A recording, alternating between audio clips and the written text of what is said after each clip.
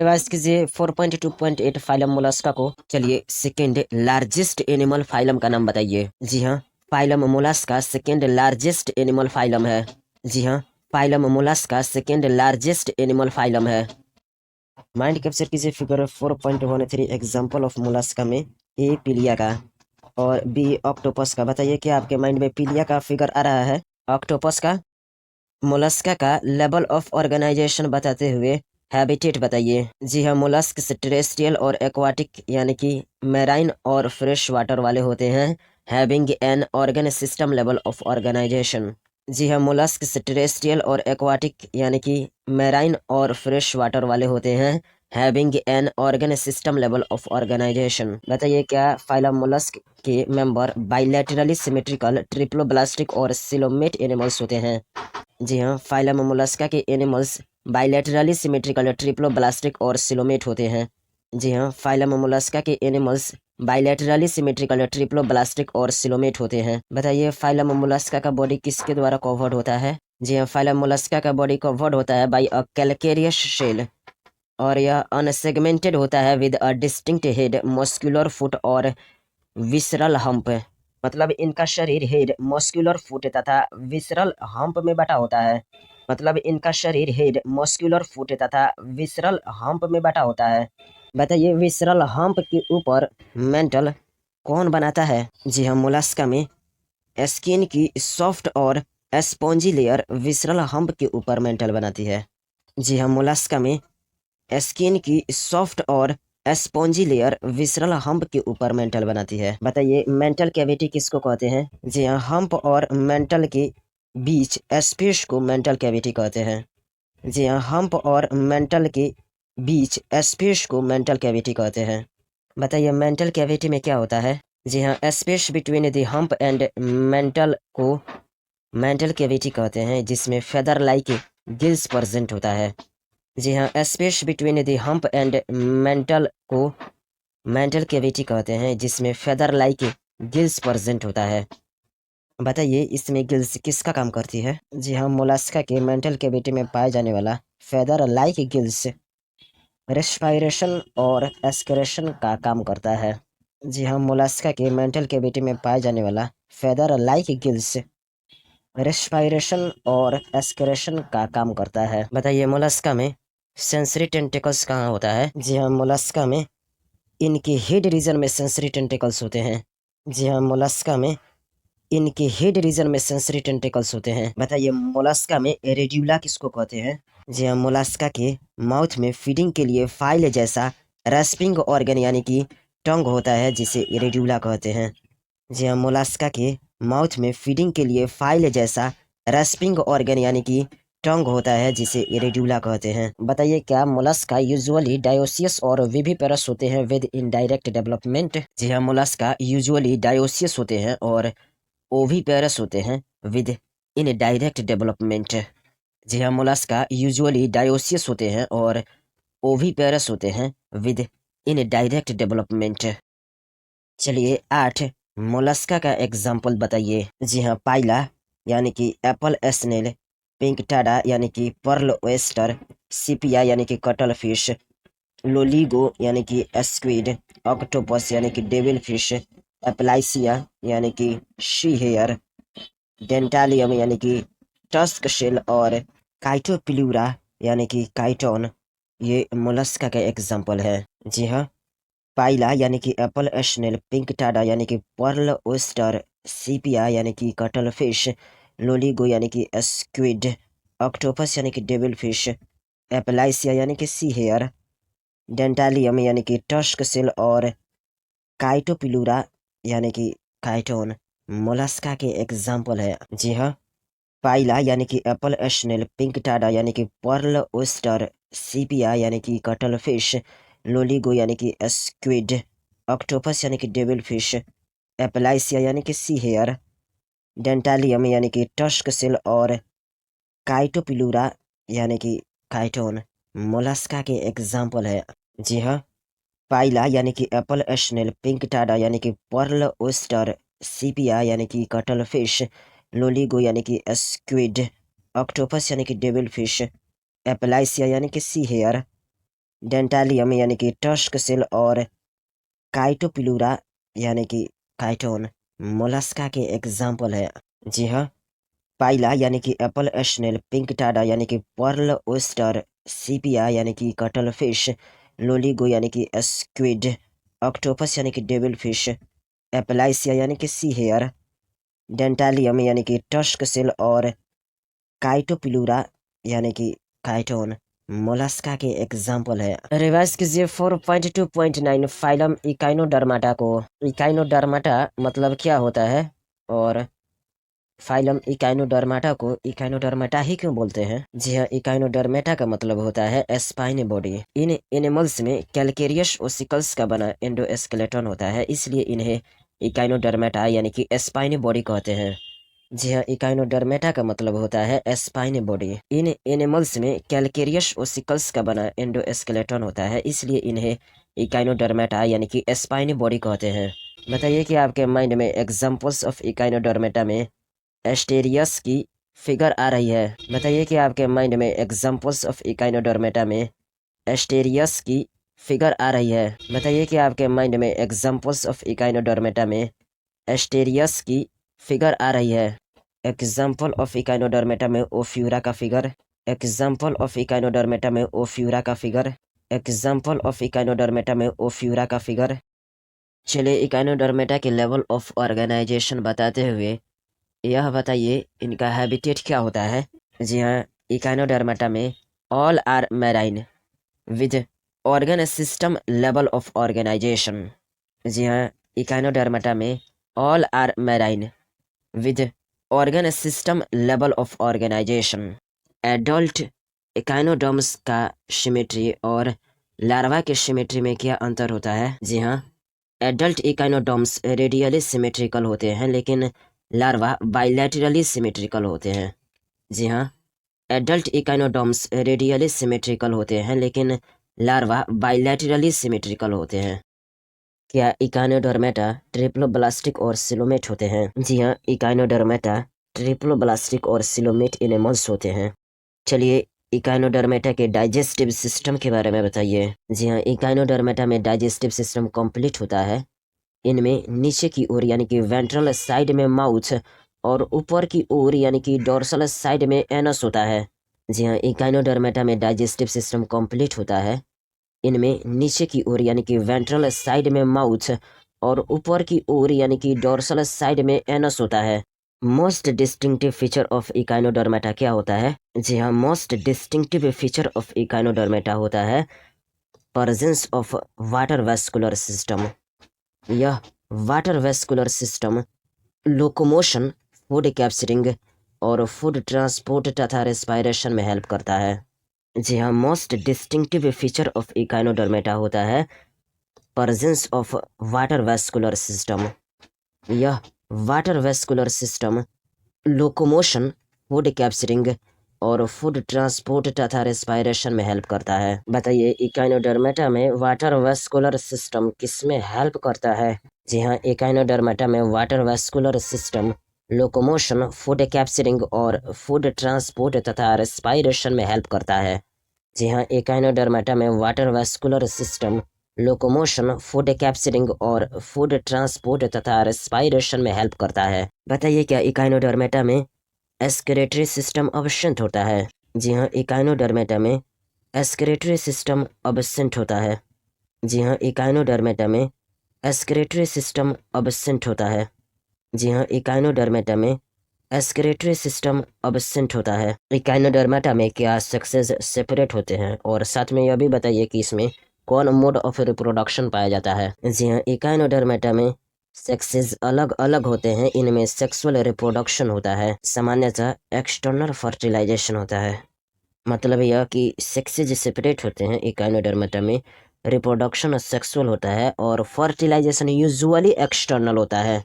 मतलब यह कि सेक्सेज सेपरेट होते हैं इकाइनोडर्मेटा में, रिप्रोडक्शन सेक्सुअल होता है और फर्टिलाइजेशन यूजुअली एक्सटर्नल होता है। चलिए इकाइनोडर्मेटा में डेवलपमेंट के बारे में बताइए। जी हाँ, इकाइनोडर्मेटा में डेवलपमेंट इनडायरेक्ट होता है विद फ्री स्विमिंग लार्वा।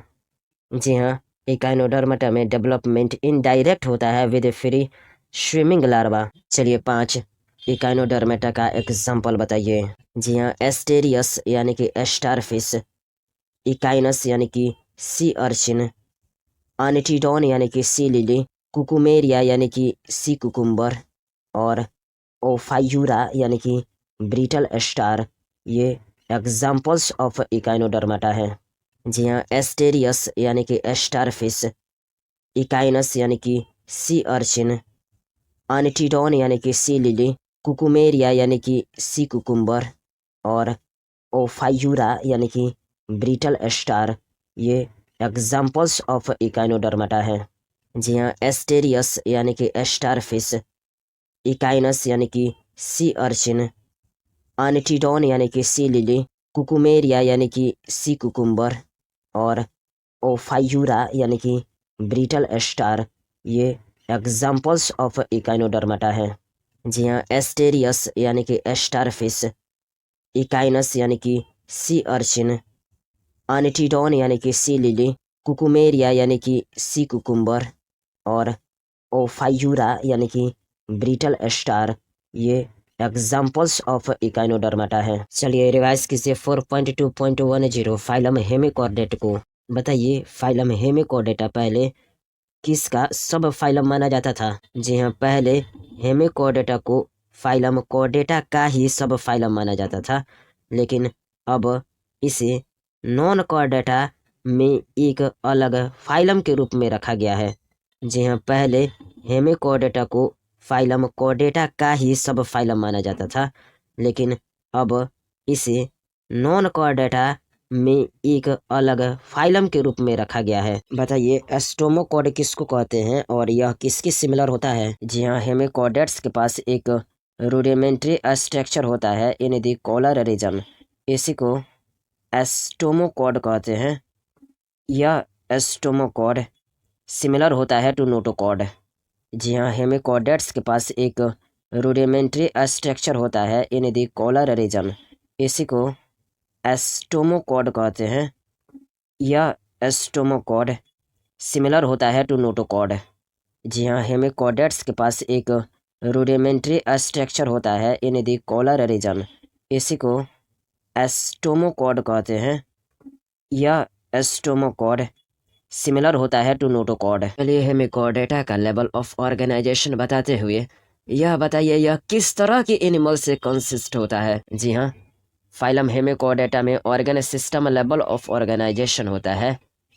ये वर्म की तरह के मैराइन एनिमल्स से कंसिस्ट होते हैं, मतलब वर्म लाइक मैराइन एनिमल से कंसिस्ट होता है। जी हाँ, फाइलम हेमिकॉर्डेटा में organ system level of organisation होता है। ये वर्म की तरह के मैराइन एनिमल्स से कंसिस्ट होते हैं, मतलब वर्म लाइक मैराइन एनिमल से कंसिस्ट होता है। जी हाँ, फाइलम हेमिकॉर्डेटा में organ system level of organisation होता है। ये वर्म की तरह के मैराइन एनिमल्स से कंसिस्ट होते हैं, मतलब वर्म लाइक मैराइन एनिमल से कंसिस्ट होता है। जी, Hemichordata phylum is consist of a small group of worm like marine animals with organ system level of organisation. चलिए फाइलम हेमिकॉर्डेटा में सिमेट्री, एम्ब्रियोनिक लेयर और सिलोम के बारे में बताइए। जी हाँ, phylum Hemichordata bilaterally symmetrical triploblastic and coelomate animals होते हैं। जी हाँ, phylum Hemichordata bilaterally symmetrical triploblastic and coelomate animals होते हैं। हेमिकॉर्डेटा की बॉडी कैसी होती है और यह किससे बनी होती है? जी हाँ, हेमिकॉर्डेटा की बॉडी सिलेंड्रिकल होती है और यह एंटीरियर प्रोबोस्किस, एक कॉलर तथा एक लंबी ट्रंक से मिलकर कंपोज्ड होती है। जी हाँ, हेमिकॉर्डेटा की बॉडी सिलेंड्रिकल होती है और यह एंटीरियर प्रोबोस्किस, एक कॉलर तथा एक लंबी ट्रंक से मिलकर कंपोज्ड होती है। बताइए हेमिकॉर्डेटा में सर्कुलेटरी सिस्टम ओपन टाइप होता है या फिर क्लोज्ड टाइप? जी हाँ, हेमिकॉर्डेटा में सर्कुलेटरी सिस्टम ओपन टाइप होता है। जी हाँ, हेमिकॉर्डेटा में सर्कुलेटरी सिस्टम ओपन टाइप होता है। जी हाँ, हेमिकॉर्डेटा में सर्कुलेटरी सिस्टम ओपन टाइप होता है। हेमिकॉर्डेटा में रेस्पायरेशन किसके थ्रू टेक्स प्लेस करता है? जी हाँ, हेमिकॉर्डेटा में रेस्पायरेशन टेक्स प्लेस करता है थ्रू गिल्स। जी हाँ, हेमिकॉर्डेटा में रेस्पायरेशन टेक्स प्लेस करता है थ्रू गिल्स। फाइलम हेमिकोडेटा में एक्सक्रीटरी ऑर्गन कौन होता है? जी हाँ, फाइलम हेमिकोडेटा में एक्सक्रीटरी ऑर्गन प्रोबोस्किस ग्लैंड होता है। जी हाँ, फाइलम हेमिकोडेटा में एक्सक्रीटरी ऑर्गन प्रोबोस्किस ग्लैंड होता है। जी हाँ, फाइलम हेमिकोडेटा में एक्सक्रीटरी ऑर्गन प्रोबोस्किस ग्लैंड होता है। बताइए क्या हेमिकोडेटा में सेक्सेस सेपरेट होता है? जी हाँ, हेमिकोडेटा में सेक्सेस सेपरेट होता है। जी हाँ, हेमिकोडेटा में सेक्सेस सेपरेट होता है। बताइए हेमिकोडेटा में फर्टिलाइजेशन एक्सटर्नल होता है या फिर इंटरनल, साथ में डेवलपमेंट के बारे में भी बताइए। जी हाँ, हेमिकोडेटा में फर्टिलाइजेशन एक्सटर्नल होता है और डेवलपमेंट इनडायरेक्ट होता है। जी हाँ, हेमिकोडेटा में फर्टिलाइजेशन एक्सटर्नल होता है और डेवलपमेंट इनडायरेक्ट होता है। जी हाँ, हेमिकोडेटा में फर्टिलाइजेशन एक्सटर्नल होता है और डेवलपमेंट इनडायरेक्ट होता है। चलिए हेमिकोडेटा का दो एग्जाम्पल्स बताइए। जी हाँ, हेमिकोडेटा का दो एग्जाम्पल बलानोग्लोसस और शैकोग्लोसस है। जी हाँ, हेमिकोडेटा का दो एग्जाम्पल बलानोग्लोसस और शैकोग्लोसस है। जी हाँ, हेमिकोडेटा का दो एग्जाम्पल बलानोग्लोसस और शैकोग्लोसस है। जी हाँ, हेमिकोडेटा का दो एग्जाम्पल बलानोग्लोसस और शैकोग्लोसस है। माइंड कैप्चर कीजिए बलानोग्लोसस का और साथ में इस फिगर को अपनी नोटबुक में 20 या 30 बार बनाइए और साथ में यह भी बताइए कि आपको इसमें प्रोबोस्किस की लेवलिंग दिख रही है, कॉलर की, ट्रंक की लेवलिंग। फिर से बताइए बलानोग्लोसस में प्रोबोस्किस की लेवलिंग है, कॉलर की, ट्रंक की। फिर से बताइए बलानोग्लोसस में प्रोबोस्किस की लेवलिंग है, कॉलर की, ट्रंक की। फिर से बताइए बलानोग्लोसस में प्रोबोस्किस की लेवलिंग है, कॉलर की, ट्रंक की। चलिए रिवाइज कीजिए 4.2.11 फाइलम कोर डाटा को।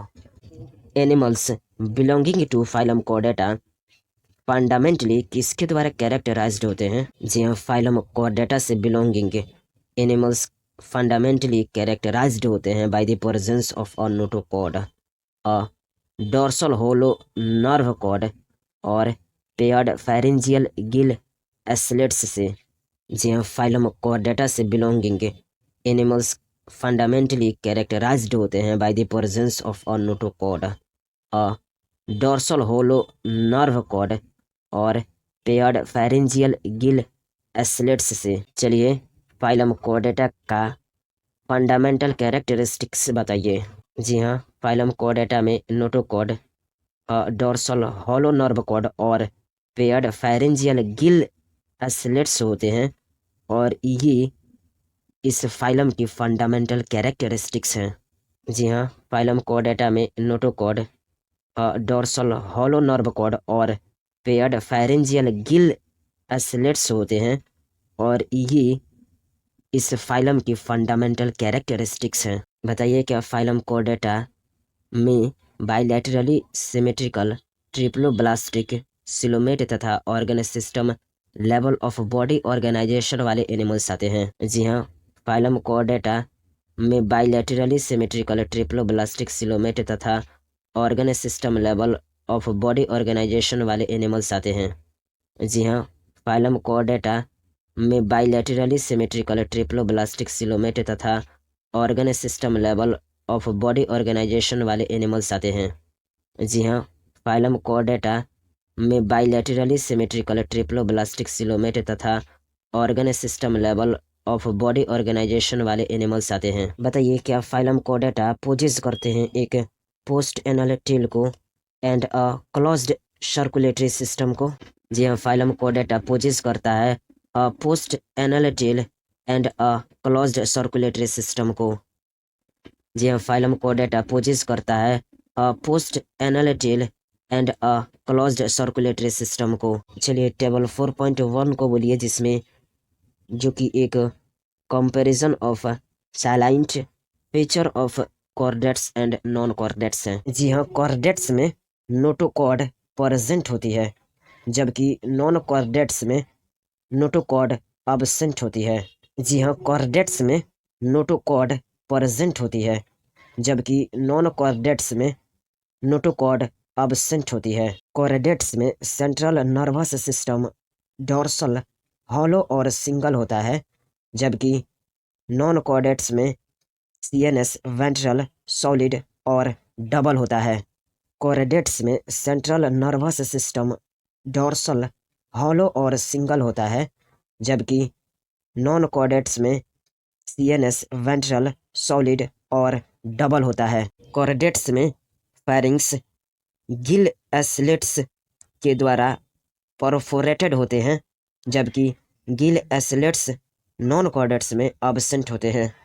कोरेडेट्स में फेरिंग्स गिल एस्लेट्स के द्वारा परफोरेटेड होते हैं, जबकि गिल एस्लेट्स नॉन कोरेडेट्स में एब्सेंट होते हैं। कोरेडेट्स में हार्ट वेंट्रल साइड में होता है, जबकि नॉन कोरेडेट्स में हार्ट डोर्सल साइड में होता है। यदि प्रेजेंट हो तो कोरेडेट्स में हार्ट वेंट्रल साइड में होता है, जबकि नॉन कोरेडेट्स में हार्ट डोर्सल साइड में होता है। यदि प्रेजेंट हो तो कोरेडेट्स में एक पोस्ट एनल टेल पाई जाती है, जबकि नॉन कोरेडेट्स में पोस्ट एनल टेल एब्सेंट होती है। कोरेडेट्स में एक पोस्ट एनल टेल पाई जाती है, जबकि नॉन कोरेडेट्स में पोस्ट एनल टेल एब्सेंट होती है। फाइलम कोर्डेटा को कितने सब फाइलम में डिवाइड किया गया है, नाम बताइए। जी हाँ, फाइलम कोर्डेटा को डिवाइड किया जाता है इनटू 3 सब फाइला, यूरोकोर्डेटा या ट्यूनिकाटा, सेफेलोकोर्डेटा एंड वर्टिब्रेटा। जी हाँ, फाइलम कोर्डेटा को डिवाइड किया जाता है इनटू 3 सब फाइला, यूरोकोर्डेटा या ट्यूनिकाटा, सेफेलोकोर्डेटा एंड वर्टिब्रेटा। जी हाँ, फाइलम कोर्डेटा को डिवाइड किया जाता है इनटू 3 सब फाइला, यूरोकोर्डेटा या ट्यूनिकाटा, सेफेलोकोर्डेटा एंड वर्टिब्रेटा। बताइए प्रोकोर्डेट्स किसको कहते हैं? जी हाँ, यूरोकोर्डेटा और सेफेलोकोर्डेटा को प्रायः प्रोटोकोर्डेट्स कहते हैं। ये क्या एक्सक्लूसिवली मैराइन होते हैं? जी हाँ, सब फाइला यूरोकोर्डेटा एंड सेफेलोकोर्डेटा को ऑफ्टन रेफर्ड किया जाता है टू एज प्रोकोर्डेट्स। ये एक्सक्लूसिवली मैराइन होते हैं, यानी कि प्रोटोकोर्डेट्स एक्सक्लूसिवली मैराइन होते हैं। जी हाँ, सब फाइला यूरोकोर्डेटा एंड सेफेलोकोर्डेटा को ऑफ्टन रेफर्ड किया जाता है टू एज प्रोकोर्डेट्स। ये एक्सक्लूसिवली मैराइन होते हैं, यानी कि प्रोटोकोर्डेट्स एक्सक्लूसिवली मैराइन होते हैं। जी हाँ, सब फाइला यूरोकोर्डेटा एंड सेफेलोकोर्डेटा को ऑफ्टन रेफर्ड किया जाता है टू एज प्रोकोर्डेट्स। ये एक्सक्लूसिवली मैराइन होते हैं, यानी कि प्रोटोकोर्डेट्स एक्सक्लूसिवली मैराइन होते हैं। फिगर 4.17 में एस्कीरिया का फिगर आपके माइंड में आ रहा है। फिर से बताइए कि आपके माइंड में एस्कीरिया का फिगर आ रहा है। फिर से बताइए कि आपके माइंड में एस्कीरिया का फिगर आ रहा है। फिर से बताइए कि आपके माइंड में एस्कीरिया का फिगर आ रहा है। बताइए किस में नोटोकॉर्ड केवल लार्वल टेल में उपस्थित होती है? जी हाँ, यूरोकोर्डेटा में नोटोकॉर्ड केवल लार्वल टेल में उपस्थित होती है। जी हाँ, यूरोकोर्डेटा में नोटोकॉर्ड केवल लार्वल टेल में उपस्थित होती है। जी हाँ, यूरोकोर्डेटा में नोटोकॉर्ड केवल लार्वल टेल में उपस्थित होती है। किसमें नोटोकॉर्ड हेड से टेल तक फैली होती है, जो पूरे जीवन काल तक बनी रहती है? जी हाँ, सेफेलोकोर्डेट में नोटोकॉर्ड हेड से टेल तक फैली होती है, जो पूरे जीवन काल तक बनी रहती है। जी हाँ, सेफेलोकोर्डेट में नोटोकॉर्ड हेड से टेल तक फैली होती है, जो पूरे जीवन काल तक बनी रहती है। जी हाँ, सेफेलोकोर्डेट में नोटोकॉर्ड हेड से टेल तक फैली होती है, जो पूरे जीवन काल तक बनी रहती है। 3 एग्जाम्पल्स ऑफ यूरोकोर्डेटा बताइए। जी हाँ, एस्कीरिया, साल्पा, डोलियोलम 3 एग्जाम्पल्स ऑफ यूरोकोर्डेटा है। जी हाँ, एस्कीरिया, साल्पा, डोलियोलम 3 एग्जाम्पल्स ऑफ यूरोकोर्डेटा है। जी हाँ, एस्कीरिया, साल्पा, डोलियोलम 3 एग्जाम्पल्स ऑफ यूरोकोर्डेटा है। एक एग्जाम्पल ऑफ सेफेलोकोर्डेटा बताइएगा। जी हाँ, ब्रांकियो एस्टोमा यानी कि एम्फियोक्सिस और लैंक्लिट एग्जाम्पल ऑफ सेफेलोकोर्डेटा है। जी हाँ, ब्रांकियो एस्टोमा यानी कि एम्फियोक्सिस और लैंक्लिट एग्जाम्पल ऑफ सेफेलोकोर्डेटा है। जी हाँ, ब्रांकियो एस्टोमा यानी कि एम्फियोक्सिस और लैंक्लिट एग्जाम्पल ऑफ सेफेलोकोर्डेटा है।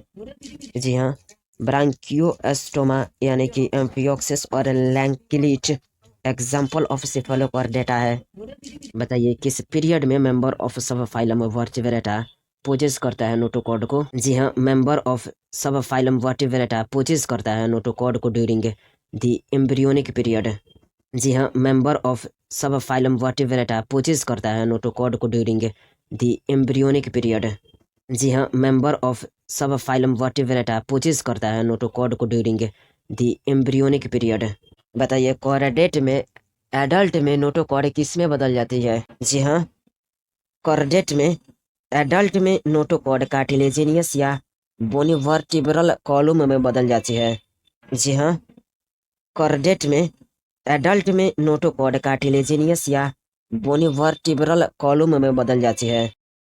क्या सभी वर्टिब्रेट्स कॉर्डेट्स होते हैं लेकिन सभी कॉर्डेट्स वर्टिब्रेट्स नहीं होते हैं। जी हाँ, सभी वर्टिब्रेट्स कॉर्डेट्स होते हैं लेकिन सभी कॉर्डेट्स वर्टिब्रेट्स नहीं होते हैं। जी हाँ, सभी वर्टिब्रेट्स कॉर्डेट्स होते हैं लेकिन सभी कॉर्डेट्स वर्टिब्रेट्स नहीं होते हैं। जी हाँ, सभी वर्टिब्रेट्स कॉर्डेट्स होते हैं लेकिन सभी कॉर्डेट्स वर्टिब्रेट्स नहीं होते हैं। बेसिक कॉर्डेट कैरेक्टर्स के अलावा वर्टिब्रेट के पास क्या होता है। जी हाँ, बेसिक कॉर्डेट कैरेक्टर्स के अलावा वर्टिब्रेट्स के पास एक वेंट्रल मस्कुलर हार्ट होती है विद 2, 3 और 4 चैम्बर्स। एस्क्रेशन और ऑस्मोरेगुलेशन के लिए किडनी होती है और पेयर्ड अपेंडेजेस विच में भी फिन्स और लिम्स होती है। जी हाँ, बेसिक कॉर्डेट कैरेक्टर्स के अलावा वर्टिब्रेट्स के पास एक वेंट्रल मस्कुलर हार्ट होती है विद 2, 3 और 4 चैम्बर्स। एस्क्रेशन और ऑस्मोरेगुलेशन के लिए किडनी होती है और पेयर्ड अपेंडेजेस विच में भी फिन्स और लिम्स होती है। यानी कि कॉर्डेट्स में मुख्य लक्षणों के अतिरिक्त वर्टिब्रेट्स में एक वेंट्रल मस्कुलर हार्ट होता है। हार्ट में 2, 3 या 4 चैम्बर्स पाए जाते हैं। एस्क्रेशन और ऑस्मोरेगुलेशन के लिए इनमें किडनी होता है। फिन्स और लिम्स के रूप में पेयर अपेंडेजेस हो सकते हैं। यानी कि कॉर्डेट्स में मुख्य लक्षणों के अतिरिक्त वर्टिब्रेट्स में एक वेंट्रल मस्कुलर हार्ट होता है। हार्ट में 2, 3 या 4 चैम्बर्स पाए जाते हैं। एस्क्रेशन और ऑस्मोरेगुलेशन के लिए इनमें किडनी होता है। फिन्स और लिम्स के रूप में पेयर अपेंडेजेस हो सकते हैं। सब फाइलम वर्टिब्रेटा को 2 भागों में फिर से बांटा गया है। नाम बताइए इनका। जी हाँ, सब फाइलम वर्टिब्रेटा को फर्दर डिवाइड किया गया है। एक गनाथा यानी कि जबर रहित और सेकेंड गैनाथोएस्टोमाटा यानी कि जबड़े युक्त में। जी हाँ, सब फाइलम वर्टिब्रेटा को फर्दर डिवाइड किया गया है। एक गनाथा यानी कि जबर रहित और सेकेंड गैनाथोएस्टोमाटा यानी कि जबड़े युक्त में।